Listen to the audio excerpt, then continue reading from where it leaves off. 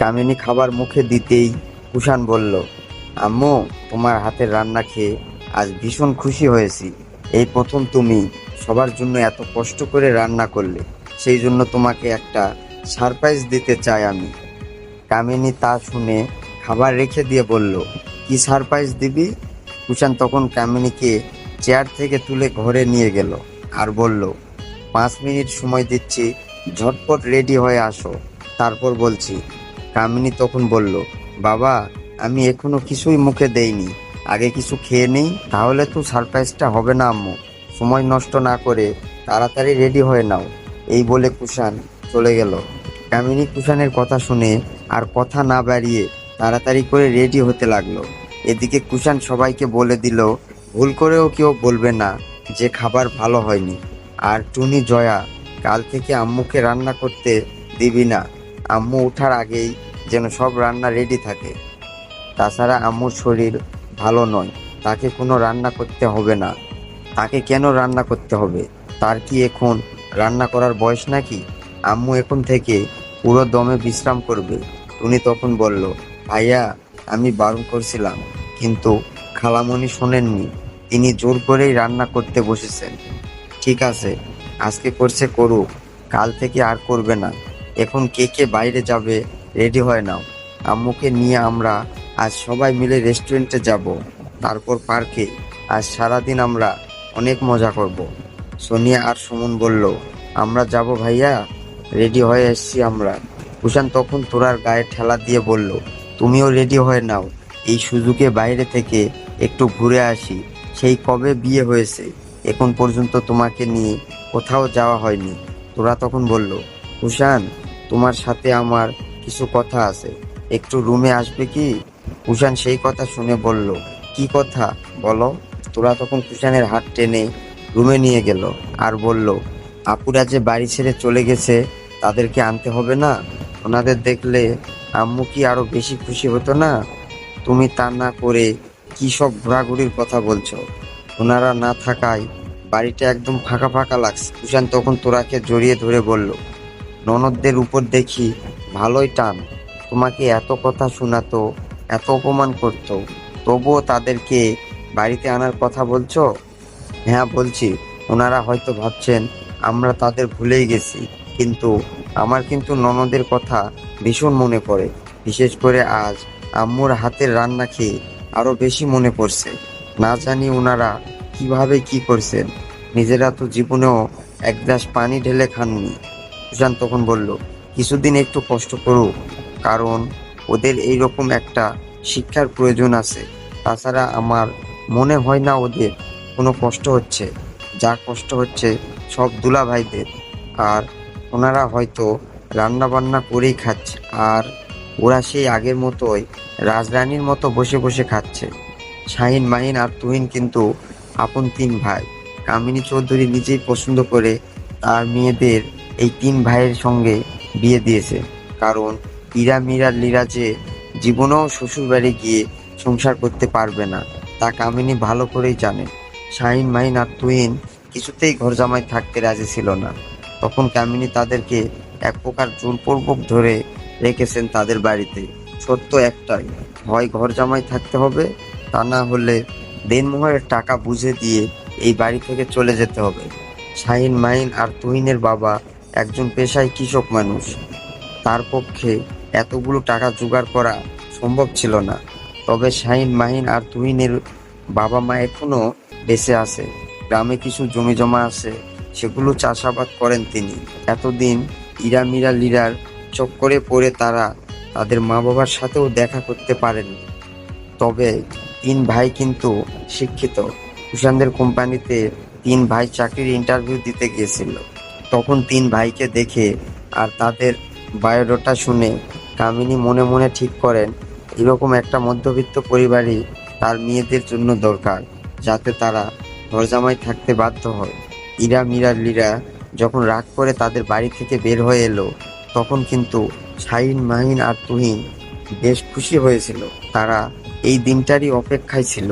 সেই জন্য 3 বোন রাগ করে বের হয়ে গেল।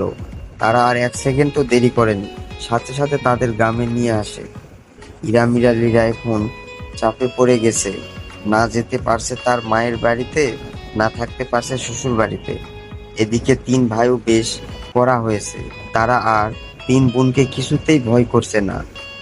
ইরা, মীরা আর লীরা যদি ভুল করেও ধমক দেয়, তখন তারা উল্টে দ্বিগুণ ধমক দিয়ে বলে, এখন আর তোমাদের ওইসব বাহাদুরি খাটবে না, এই গরিবের সাথেই থাকতে হবে এখন সারা জীবন।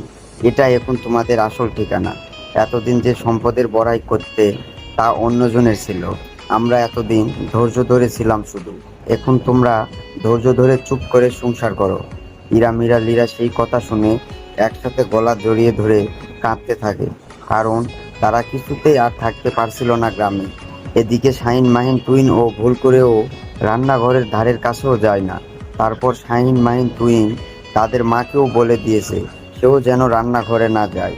তারা তিন বোন যেভাবে মন চায় সেভাবেই রান্না করবে। এখন থেকে তিন বোন একসাথে মিলেমিশে কাজ করবে। ইরা, মীরা, লীরা এখন সারাদিন কাঁদে আর ভাবে, তাদের কপালে এটা ছিল। লাকড়ি জ্বালিয়ে মাটির চুলায় রান্না বান্না করা যতটা কঠিন, তার চেয়ে বেশি কঠিন ছাই দিয়ে পাতিল আর থালা বাসন মাজা। এদিকে আবার কল চেপে চেপে পানি আনা, কাপড় ধোয়া, আঙিনা ঝাড় দেওয়া। তিন বোন একদম অতিষ্ঠ হয়ে গেল। শেষমেশ ইরা বলল, আমি আর পারবো না এইসব করতে, আম্মুর কাছে যাব আমি।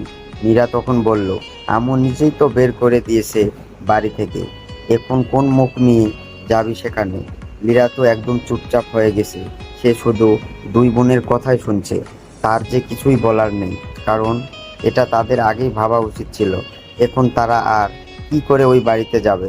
এদিকে শাহিন মাহিন তুহিন চেষ্টায় আছে একটা চাকরির জন্য, তবে কুষাণ আর জারিফ চৌধুরী অফার দিয়েছিল তার আগের মতোই তাদের কোম্পানিতে চাকরিটা করতে পারবে, কিন্তু শাহিন মাহিন তুহিন সেই অফার গ্রহণ করেনি। যেহেতু এখন তারা স্বাধীন হয়েছে, সেই জন্য নিজেদের যোগ্যতা অনুযায়ী কিছু করতে চায় তারা। কুষাণ সবাইকে নিয়ে বের হলো বাসা থেকে। সবাই বেশ হই হুল্লোড় করতে করতে রেস্টুরেন্টে প্রবেশ করলো। কামিনী তখন বলল, বাবা কুষাণ, রেস্টুরেন্টে কেন? এটাই তো সারপ্রাইজ। আজ সারাদিন আমরা আনন্দ করব, ঘুরবো, অনেক মজা করব। কামিনী তখন বলল, আল্লাহ জানে ইরা, মীরা, লীরা কি করছে এখন। ওদের কোনো খবর নিয়েছিলিস কুষাণ? হ্যাঁ নিয়েছিলাম, তবে আপুদের কাছ থেকে নয়, দুলাভাইদের ফোন দিয়েছিলাম। দুলাভাইরা বলল ওদের সাথে কথা বলার দরকার নাই, ওরা আগে ভালোভাবে মন বসাক নিজেদের সংসারে, আগে বাস্তবতা বুঝুক, তারপর কথা বলিও, তা না হলে ওরা জীবনেও শুধরাবে না। কামিনী তা শুনে বলল, নিশ্চয় মেয়েগুলো আমার ভীষণ কষ্টের মধ্যে আছে, ওরা কি কখনো এমন পরিবেশে থাকছে? কুষাণ তা শুনে বলল, ওরা ভালো আছে, তুমি অযথা চিন্তা করো না ওদেরকে নিয়ে। তাছাড়া তোমার তো জেনে বুঝে এমন ফ্যামিলিতে বিয়ে দিয়েছো। কামিনী তখন বলল, তাহলে আমাকেও আমার শ্বশুর বাড়িতে পাঠিয়ে দে, আমার মেয়েরা কষ্ট করবে আর আমি রাজধানীর মতো থাকবো এখানে। কুষাণ তখন বলল, আম্মু সত্যি তুমি যদি দাদুর বাড়িতে যেতে চাও অবশ্যই যাবে, এ তো অনেক খুশির সংবাদ। তুই কেন যাবি বাবা? তুই চলে গেলে এখানকার ব্যবসা বাণিজ্য, ঘরবাড়ি, জমি জমা কে দেখবে? আমি আর তোর বাবা যাব। কুষাণ সেই কথা শুনে কামিনীর হাত ধরে বলল, তা হয় না আম্মু, আমি এক জায়গায় আর তুমি অন্য জায়গায় থাকবে, এটা সম্ভব না। তবে আমরা একবার না থাকলেও কিন্তু মাঝে মধ্যে দাদুর বাইরে থেকে ঘুরে আসতে পারি, এতে আব্বুও খুশি হতো, আর তুমিও তোমার শ্বশুর বাড়িতে মাঝে মধ্যে পা রাখতে পারতে। কামিনী মাথা নাড়ালো শুধু, তবে সে মনে মনে ভীষণ অনুতপ্ত হলো। কুষাণের দাদা দাদি বেঁচে থাকতে একদিনও যাননি সেখানে, এটাই তার এখন সবচেয়ে বড় আফসোস। কামিনী আর এই নিয়ে কথা বলল না, যেহেতু কুষাণ তার খুশির জন্য এই জায়গায় নিয়ে এসেছে। তার হাসি মাখা মুখটা সে কিছুতেই আর বিলীন করতে চায় না। তবে কামিনী মনে মনে মেয়েদের চিন্তায় শেষ হয়ে যাচ্ছিল। রেস্টুরেন্ট থেকে বের হয়ে সবাই মিলে একটা পার্কে চলে গেল। এদিকে কুষাণ অনেক আগেই তার আব্বুকে কল করে জানিয়ে দিয়েছে তারা এখন কোথায় আছে। জারিফ চৌধুরী শোনা মাত্র আর এক সেকেন্ড দেরি করলো না, সাথে সাথে তিনিও চলে আসলেন পার্কে। হঠাৎ কিছুক্ষণ পর শাহিন মাহিন আর তুহিন আসলো সেখানে, তাদের সাথে ইরা, মীরা, লীরাও আছে। কুষাণ তাদের দুলাভাইকে কল করে আসতে বলেছে, বিধায় তারা এসেছে। তবে ইরা মিরা লিরা এসবের কিছুই জানে না। তারা ভাবছে শাহিন মাহিন তুহিন হয়তো তাদের নিজেদের থেকেই বেড়াতে নিয়ে এসেছে। ইরা মিরা আর লিরাকে দেখা মাত্রই কামিনী দৌড়ে গিয়ে মেয়েদের জড়িয়ে ধরল। তার এত বেশি আনন্দ হচ্ছিল, সে যে কি কথা বলবে সেটাই বুঝতে পারছিল না। তবে ইরা মিরা লিরা কামিনীকে দেখে মনে মনে খুশি হলেও বাইরে এমন ভাব দেখালো যে তারা মোটেই খুশি হয়নি। শাহিন মাহিন তুহিন তখন বলল, ওইভাবে মুখ গোমরা করে আছো কেন তোমরা? আম্মুকে জিজ্ঞেস করো তিনি কেমন আছেন। শাহিন মাহিন তুহিনের কথা শুনে তিন বোন এগিয়ে আসলো। তোমরা কি ইচ্ছে করেই এখানে নিয়ে এসেছো আমাদের? কেন আমাদের আগে বলনি এটা? শাহিন মাহিন আর তুহিন তখন বলল, কুষাণ আসতে বলেছিল আমাদের, সেই জন্য নিয়ে এসেছি। কুষাণ সেই কথা শুনে তার বোনেদের কাছে গিয়ে বলল, কেমন আছিস আপু? ইরা মিরা লিরা কোনো উত্তর দিল না। কুষাণ তখন বলল, তোরা কি আমার উপর রেগে আছিস? আমি কি বলছিলাম বাড়ি ছেড়ে যেতে? না তোরা নিজেই ইচ্ছেতেই গিয়েছিস?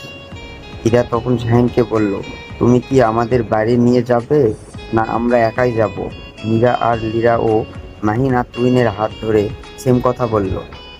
তিন ভাই তখন বলল, এখন বাড়ি গেলে কিন্তু দুপুরের জন্য রান্না বান্না করতে হবে। এখন ভেবে দেখো কি করবে। রেস্টুরেন্টে বসে ভালো মন্দ খাবে নাকি বাড়ি গিয়ে রান্না বসাবে? ইরা মিরা লিরা সেই কথা শুনে বলল, বাড়ি গিয়ে রান্না করব, সেটাই অনেক ভালো হবে। তবুও এদের কারো মুখ দেখবো না আমরা। কামিনী মেয়েদের কথা শুনে বলল, এত রেগে আছিস কেন তোরা? আমি না হয় ভুল করে যেতেই বলেছি, তাই তোরা সাথে সাথে চলে যাবি? আমি তোদের ছাড়া ভালো নেই মা। ইরা তখন বলল, না আমার কারো উপর রাগ নেই, আর আমরা ভালো করেই জানি আমরা না থাকায় বাসার সবাই বেশ খুশিতেই আছে। এই বললে তিন বোন চলে যেতে লাগলো। ওরা এবার ইরা মিরা লিরার সামনে এসে দাঁড়ালো আর তিন বোনের হাত ধরে বলল, আপু প্লিজ আপনারা রাগ করে থাকবেন না, আবার ফিরে আসুন বাসায় প্লিজ আপু, আমরা আপনাদের ছাড়া কেউই ভালো নেই। মীরা তখন মুখ ভেঙচিয়ে বলল, কার বাড়িতে যাব? কুষাণের না কামিনীর? এইভাবে বলছেন কেন আপু? আপনাদের বাড়িতে যাবেন? লীরা তখন তোরার হাত ছড়িয়ে দিয়ে বলল, আমাদের বাড়িতেই তো আছি এখন। আগে না বুঝলেও এখন বুঝতে পারছি আমাদের আসল বাড়ি কোনটা। স্বামীর বাড়ি ছোট হোক বা বড় হোক, ওটাই যে মেয়েদের আসল ঠিকানা তা আজ হাড়ে হাড়ে টের পাচ্ছি। কুষাণ তখন বলল, আচ্ছা ঠিক আছে, যাবি তো, তার আগে সবার সাথে একটা ছবি উঠাই। এই দিনটা আবার কবে আসবে কে জানে।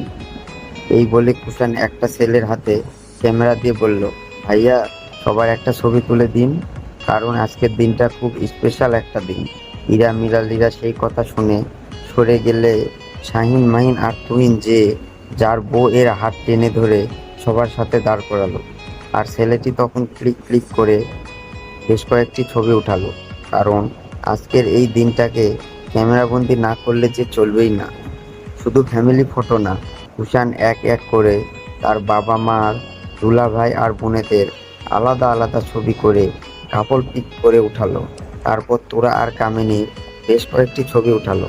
সোনিয়া আর সুমন, এদিকে টুনি আর জয়া, মানে যে যার সাথে মন চাচ্ছে ক্লিক ক্লিক করে ছবি উঠাচ্ছে। মনে হচ্ছে আজ যেন ছবি ওঠানোর ধুম পড়ে গেছে। হঠাৎ কুষাণ সোনিয়ার হাতে ক্যামেরা দিয়ে বলল, এখন তোরা আর আমার কয়েকটা ছবি তুলে দে।